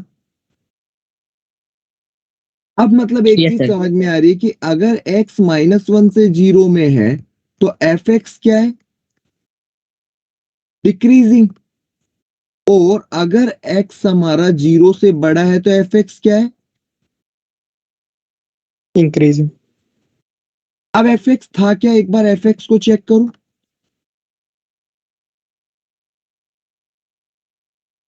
ये था। तो एफ ऑफ 0 की वैल्यू चेक करना कितनी आएगी, 0। ये समझ में आया। तो अगर मुझे इसका ग्राफ बनाना होता तो 0 पे तो ये कितना आ रहा है, 0। 0 से बड़े पे ये फंक्शन इंक्रीजिंग है, मतलब ऐसा कुछ बन रहा होगा, ग्राफ ऊपर जा रहा होगा। और 0 से Yes, sir. छोटे पे कैसा है, Decreasing. डिक्रीजिंग। मतलब -1 से 0 के बीच में डिक्रीज हो रहा होगा। तो ये कितनी जगह एक्स एक्सिस को कट कर रहा है,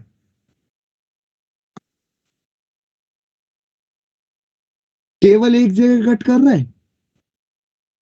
Yes, sir. तो बस इसका एक सॉल्यूशन आएगा। मतलब क्वेश्चन काफी ज्यादा कॉम्प्लिकेशंस रखता है। रखने का रीजन बहुत अजीबोगरीब ये है क्योंकि पहले तो एफ एक्स क्या लेना है, दिस इज इंपॉर्टेंट। बट उसके बाद भी क्या, एफ डैश एक्स को देख के कोई जजमेंट नहीं कर पा रहे कि पॉजिटिव है या नेगेटिव, क्योंकि तुमने देखा एफ डैश एक्स पॉजिटिव भी है और नेगेटिव भी है। इसलिए मैंने एफ डबल डैश एक्स पे जाके डिसाइड किया कि भाई F double dash x positive है, मतलब एफ डैश एक्स इंक्रीजिंग है। और एफ डैश एक्स इंक्रीजिंग है, इसका मतलब एफ डैश एक्स के बाद में मैं एफ ऑफ एक्स के ऊपर कमिटमेंट कर पाया कि एफ ऑफ एक्स एक टाइम तक इंक्रीज कर रहा है और उसके बाद डिक्रीज कर रहा है। तो इस तरह से मैं क्वेश्चन कर पाया। मैं ऊपर से दिखाना शुरू करता हूं, जिन्होंने नहीं लिखा था वो देखते जाओ और समझते हुए लिखते जाओ। एक बार लिखते भी जाना और साथ में समझते भी जाना कि क्वेश्चन था क्या।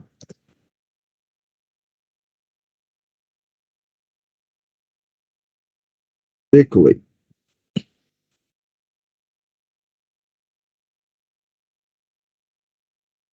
सर पहले हमने डिफरेंशिएट करा।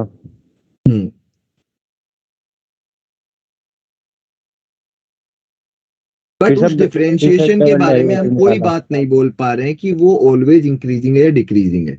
उस डिफरेंशिएशन को देख के मैं कुछ भी नहीं बता पाया कि ऑलवेज पॉजिटिव है नेगेटिव है, कब पॉजिटिव है कब नेगेटिव है। तो इसलिए मैंने उसका दोबारा डिफरेंशिएशन किया कि उसके बारे में कोई बात बता पाऊं शायद। Yes sir. तो एक बार देखो, लिखते हो समझ में आ जाएगा।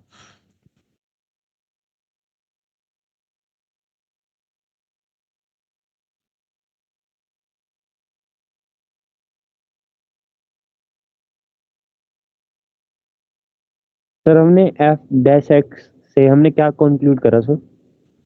एफ डैश एक्स से कोई कंक्लूजन पे नहीं पहुंच रहे थे हम। तो मैंने एफ डैश एक्स को ये बोला कि एफ डैश एक्स इंक्रीजिंग होगा ऑलवेज, क्योंकि F double dash x positive है। ठीक है सर। मैंने एफ डबल डैश एक्स को मैंने पॉजिटिव लाके मैं इस कंक्लूजन पे पहुंचा हूं। अब F double dash x increasing है, इसका मतलब sorry F dash x increasing है, इसका मतलब मैं यहां पे आया और मैंने इसके ऊपर देखा कि 0 पे तो ये वैल्यू 0 दे रहा है, मतलब 0 से बड़े के ऊपर पॉजिटिव होगा और 0 से छोटे पे नेगेटिव होगा। Yes sir. मतलब एफ डैश एक्स के बारे में ये बताया मैंने कि एफ डैश एक्स एक बार तो पॉजिटिव है और एक बार नेगेटिव भी है, ये बोल Yes, sir. पाया। जब x पॉजिटिव है और x नेगेटिव है, तो यहाँ पे इस केस के अंदर fx इंक्रीजिंग होगा यस सर, और इस केस में fx डिक्रीजिंग होगा। यस सर, अब fx इंक्रीजिंग और डिक्रीजिंग आ गया तो f ऑफ जीरो की वैल्यू जीरो है, तो इसके आगे तो ये इंक्रीज करेगा और इसके पहले ये डिक्रीज करेगा। ग्राफ बन गया। सर हमने मतलब 0 से -1 ही लिया डिक्रीजिंग में। क्योंकि -1 से कम पे लोग डिफाइन नहीं होता है, क्वेश्चन में पढ़ो। Okay sir, yes. तो केवल और केवल मुझे -1 तक ही देखना था। कहाँ पे था ये, हो गया नहीं, यहाँ कहीं था। एफ डबल डैश एक्स तुम कर रहे थे। सर जब ये एफ ऑफ डैश 0 आ गया था तो आपने ये कैसे कहा कि 0 के आगे इंक्रीजिंग होगा और 0 के पीछे डिक्रीजिंग होगा? क्योंकि एफ डैश एक्स इंक्रीजिंग है, ये पता चल गया यहाँ से। हाँ सर। तो जीरो से आगे बढ़ेगा तो, और एफ ऑफ जीरो जीरो है, एफ डैश जीरो, तो आगे बढ़ेगा तो Yes. पॉजिटिव होगा और पीछे जाएगा तो नेगेटिव होगा, क्योंकि इंक्रीजिंग Yes, ग्राफ sir. तो ऐसा तभी ही होगा। हाँ सर। तो मतलब इधर की तरफ नेगेटिव है, इधर की तरफ पॉजिटिव है। Yes, sir.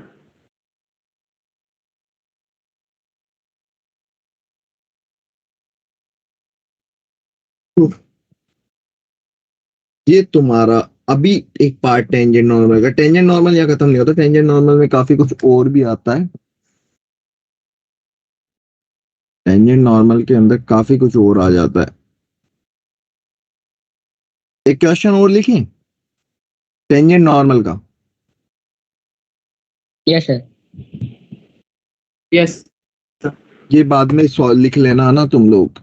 एक क्वेश्चन लिखना कि इस तरह का, show that the straight line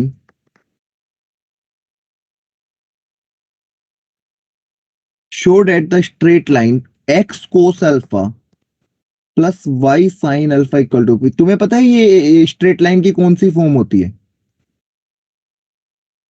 हाँ सर। कौन सी? Parametric normal form. Normal form. Parametric कहां से बोल रहे हो? और X Y equal to C square या ए स्क्वायर कौन सा क्या होता है पता है? रेक्टेंगुलर हाइपरबोला होता है।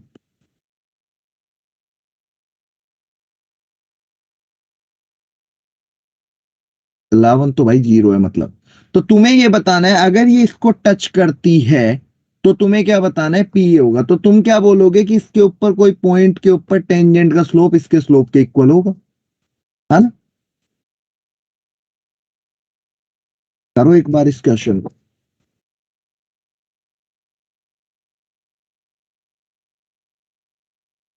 तो वो आपने पी लिखा है ना?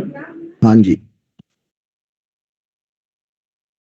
क्वेश्चन तो देखना कि ये बोल रहा है कि एक रेक्टेंगुलर हाइपरबोला है, इस तरह का कोई होगा। इसको एक अगर इक्वेशन किसी पॉइंट के ऊपर, मान लो रेक्टेंगुलर हाइपरबोला के ऊपर कोई पॉइंट है x1 y1, इसको ये टच कर रही है तो ये कंडीशन आएगी। तुम्हें ये बोला गया है।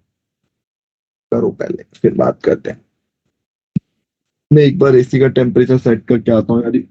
2 मिनट तुम करो तब तक।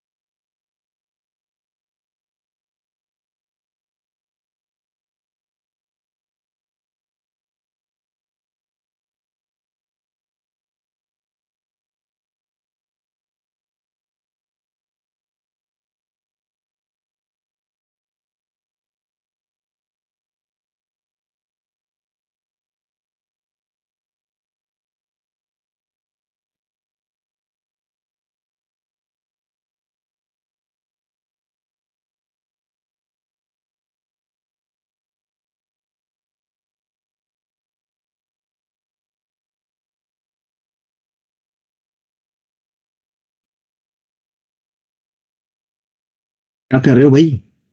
एक तो तुम ये बोल सकते हो x1 y1 equal to A square,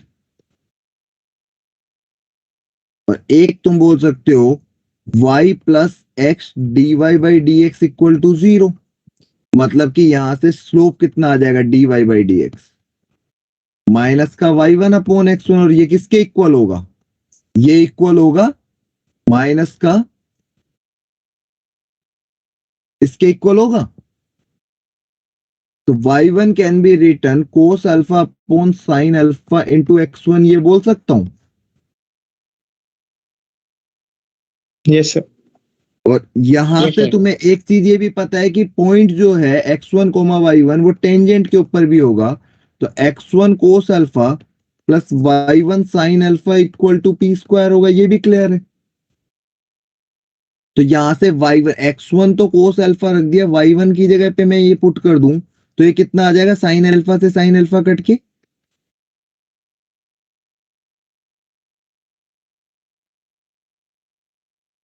तो 2x1 कोस अल्फा की वैल्यू पी स्क्वायर आ जाएगी।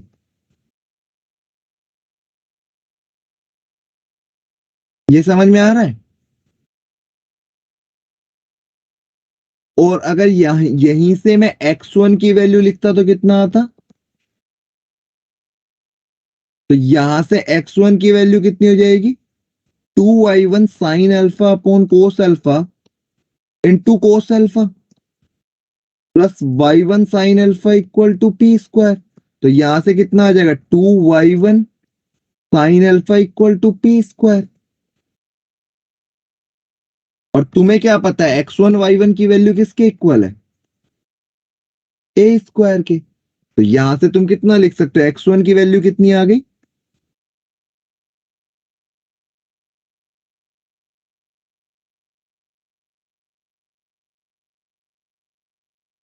ऐसा आएगा, देखना एक बार।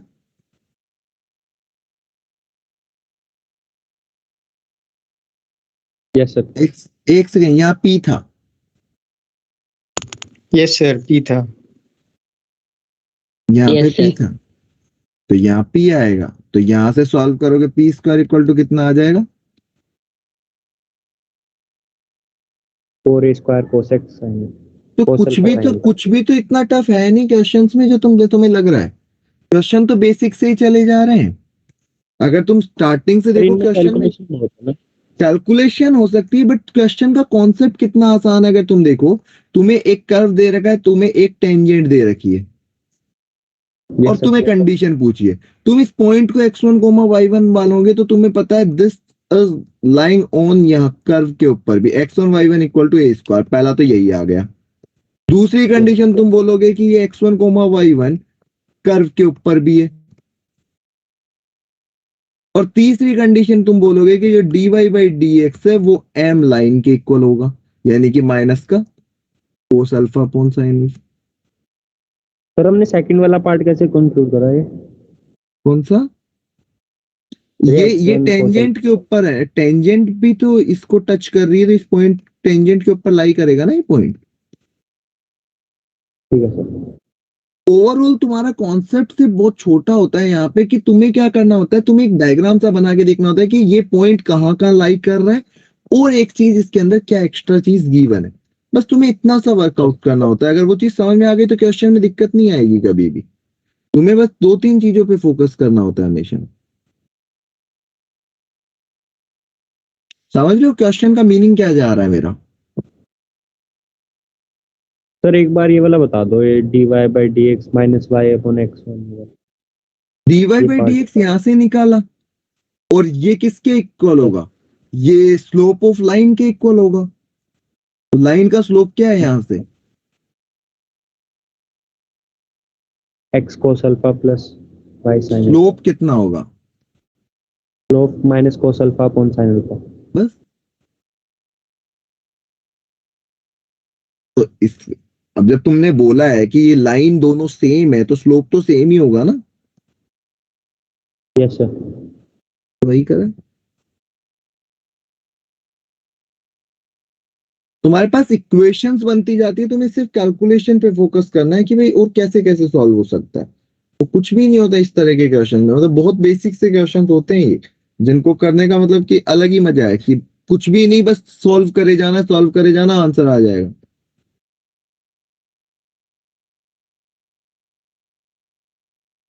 ठीक है, यस सर। तो नेक्स्ट क्लास में हम टेंजेंट नॉर्मल को खत्म कर देंगे, उसके बाद में हम तीसरे वाले पार्ट पे आ जाएंगे, रेट मेजरमेंट वगैरह पढ़ लेंगे। उसके बाद में मैक्सिमा मिनिमा बचेगा। फिर तुम कोई भी ग्राफ बना सकते हो। Graph banana is quite easy अगर तुम्हें इंक्रीजिंग डिक्रीजिंग पता है तो। तुम्हें ये देखना है कहाँ तक इंक्रीज कर रहा है, कहाँ तक डिक्रीज कर रहा है, तो अपने आप ग्राफ बन जाएगा, है ना। और सर वो एक अप्रोक्सीमेशन भी तो होता है कुछ? आएंगे अरे वो फालतू का 2 मिनट का भी काम नहीं है अप्रोक्सीमेशन, फालतू की चीज है, 2 मिनट का पढ़ाने का, उसमें कुछ नहीं है। ठीक है, यस सर। तो ओवरऑल अगर तुम देखोगे तो कुछ बचा नहीं इसमें ज्यादा, मतलब कि बस कुछ भी नहीं, तुम्हें सिर्फ डिफरेंशिएशन करना आना चाहिए। अब तुम इसके अंदर ना क्वेश्चन उठा के करने लगना यार आज से। टेंजेंट नॉर्मल के तुम इसके एग्जांपल जरूर करना, इसके एग्जांपल अच्छे दिए हुए हैं टेंजेंट नॉर्मल में। मैंने अभी पेज नंबर 117 तक कराया है तुम्हें, पेज 117 के ऊपर तक है, तो एग्जाम्पल नंबर तुम्हें दे रखे हैं यहाँ पे 11 से लेके 16 तक। तो ये एक बार एग्जाम्पल जरूर कर लेना, क्योंकि थोड़े अलग है, मतलब थोड़े अलग का मतलब जो मैंने कराया है वैसे ही है, बट एक एक टाइप बढ़ जाएगी, जैसे एक टाइप के 2-2 क्वेश्चन हो जाएंगे सॉल्व, तो तुम्हें ज्यादा क्लियरिटी आ जाएगी। इसके आगे भी पढ़ाना बाकी, इसके आगे पढ़ाया नहीं है। एरर, अप्रोक्सीमेशन, रेट मेजरमेंट, ये सारी चीजें भी बाकी है, तो कोई दिक्कत नहीं। अभी 3-4-5 लेक्चर और लगेंगे, तो 5 से 6 लेक्चर में खत्म हो जाएगा हमारा। ठीक है, तो ज्यादा टाइम नहीं लगेगा इस चैप्टर में। फिर हम इंटीग्रेशन शुरू कर देंगे एक बार के लिए, दोबारा से कुछ नया आ जाएगा जब तुम्हारा पुराना काम खत्म हो जाएगा। तो आई थिंक अभी हमारी 18 डेट है, तो अगले इस वीक में हमें 2 क्लास और मिलेगी, और अगले वीक में 2 क्लास, तो 15 दिन चाहिए। 15 डेज में हम खत्म कर देंगे इसको, अगले 15 दिन में हमारा खत्म हो जाएगा, मतलब कि अगले इस महीने के लास्ट तक भी हो सकता है चैप्टर खत्म हो जाए हमारा, जिससे तुम्हें थोड़ा टाइम मिल जाएगा अगले टेस्ट की प्रिपरेशन के लिए, है ना। Yes sir. तो फिर हम इंटीग्रेशन तो 1 महीने चलेगा लगभग? इंटीग्रेशन चलेगा आराम से, indefinite definite area under the curve और डिफरेंशियल इक्वेशन मिला के 1.5 से 2 महीने, सर वही लेते हैं सारे। तो चारों चैप्टर मिला के आराम से लंबा चलता है और चले जाता है, बस वो सिलेबस के ऊपर डिपेंड करता है, और उसमें कितना ही पढ़ लो। उसके लिए तुम्हें सबसे बेस्ट है एनसीईआरटी के एग्जांपल, सबसे बेस्ट इनडेफिनेट इंटीग्रेशन के लिए। डेफिनेट का बिल्कुल 2 अलग अलग पार्ट है, एक पार्ट मेंस लेवल का, एक पार्ट एडवांस लेवल का है। एडवांस लेवल का बिल्कुल अलग ही पार्ट चल रहा है, कुछ अलग ही दुनिया चल रही है उन लोगों की। मेंस लेवल पे उस पे ऐसा कुछ आ नहीं रहा है जिसके ऊपर कोई फंस जाए। तो इंटीग्रेशन बहुत बहुत बहुत तरीके से डिफाइंड है।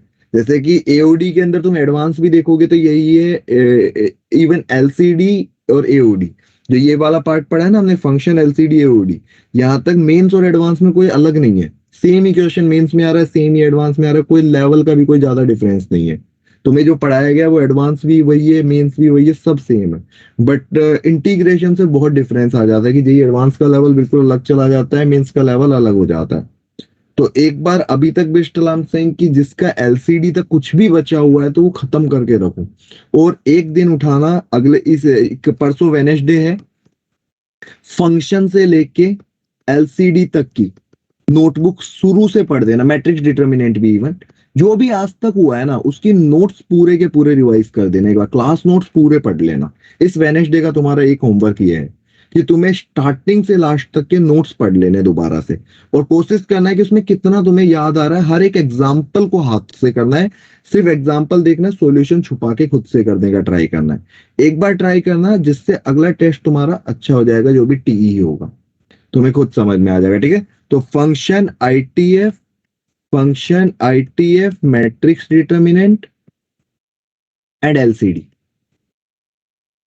ये कल तुम्हारी मेरी क्लास है नहीं, तो यहां तक एलसीडी और एओडी का ये पार्ट, तो हार्डली तुम्हें 2 से 3 घंटे लगेंगे, बट तुम्हारा ये पूरा खत्म हो जाएगा।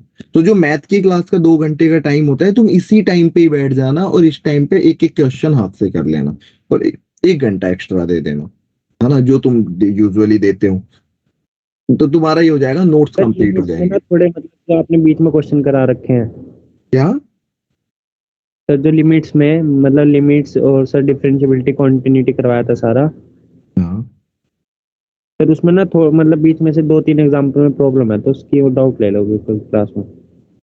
ठीक है, नेक्स्ट क्लास में ले लेंगे। पहले एक बार अभी अभी एक बार खत्म करके रखो, दोबारा से पढ़ लो, उसके बाद में ले लेंगे, है ना? ठीक है सर। वेडनेसडे थर्सडे वाली क्लास में ले लेंगे जो भी डाउट। बोलो। तब वो एक क्वेश्चन आज पेपर में आया था, बोला था one branch of cos inverse x other than the principal value branch corresponds. तो अरे एक देख, क्या होता है कि कोस इनवर्स एक्स कहां से कहां तक डिफाइन होता है? 0 से पाई में। रीजन क्या होता है कि कोस का ग्राफ 0 से पाई में ऐसा बनता है, ये 1/(1/(2) है। तो अगला तुम यहां से पाई से 2 पाई वाला भी ले सकते हो, क्योंकि ये भी तो 1/(1)(2) है। 2 पाई से 3 पाई वाला भी ले सकते हो, क्योंकि ये भी 1/(1)(2) है। बेसिक कंडीशन तो 1/(1)(2) होना ही है ना। इनवर्स कब निकलता है? जब ग्राफ 1/(1)(2), तो 0 से पाई क्यों लिया था? क्योंकि ये 1/(1)(2) था। तो तुम पाई से 2 पाई ले लो, क्या फर्क पड़ रहा है? 2 पाई से 3 पाई ले लो, तुम 0 से माइनस पाई ले लो, किसी में भी बन जाएगा। तो जो ऑप्शन दे रखे हो टिक कर दो। ओवरऑल ग्राफ तुम्हारा 1/(1) और 1/(2) है अगर, तो तुम्हारा इनवर्स डिफाइन है, इसीलिए तो ये करा था। ठीक है, चलो मिलते हैं फिर नेक्स्ट क्लास में। Thank you sir. Thank you sir. Thank you bye. Thank you sir. सब पीडीएफ डाल दिया आपने?